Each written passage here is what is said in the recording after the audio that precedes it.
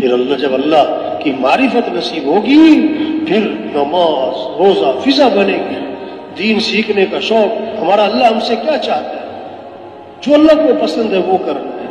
اللہ کا حکم کیا ہے، نبی کا طریقہ کیا ہے، اپنی زندگی کو نبی کے طریقے پر لانا ہے، اپنی زندگی کو حکم پر لے کر آنا ہے،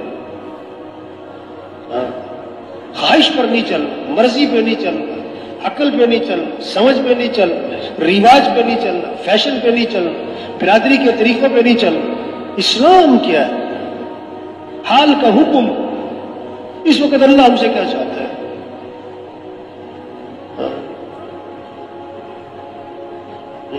فضا بن جائے دین سیکھنے کی، فضا بن جائے اعمال کی، اعمال کا شوق پیدا ہو جائے لوگ، مال کا نہیں اعمال کا شوق،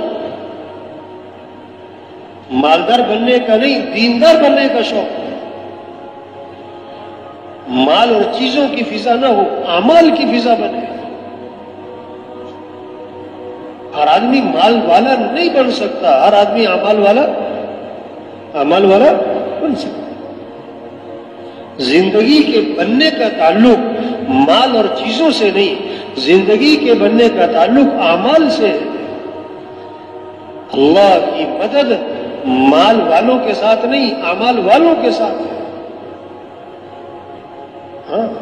اعمال کا نفع کیا ہے؟ آپ صلی اللہ علیہ وسلم نے فرمایا جو فرض نماز کے بعد آیت الکرسی پڑھے گا، فرض نماز کے بعد کیا پڑھے گا؟ آیت الکرسی۔ تو اللہ کے نبی نے فرمایا اس کے اور جنت کے درمیان اس کی موت کا فاصلہ ہے، مرتے ہی سیدھا جنت میں جائے گا۔ واہ واہ، شوق میں جو آپ صلی اللہ علیہ وسلم نے فرمایا جو آدمی فجر کی نماز کے بعد 7 مرتبہ پڑھے اللہم اجرنی من النار، اللہم اجرنی من النار، اگر شام تک موت آ گئی اللہ جہنم کی آگ سے بچا لیں گے اس کو۔ شام مغرب میں پڑھ لیا، فجر تک موت آ گئی اللہ جہنم کی آگ سے بچا لیں گے اس کو۔ عمل سے کیا ملتا ہے؟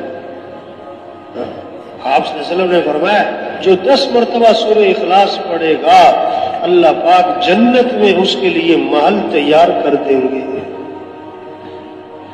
20 دفعہ سورہ اخلاص پڑھی تو کتنے محل؟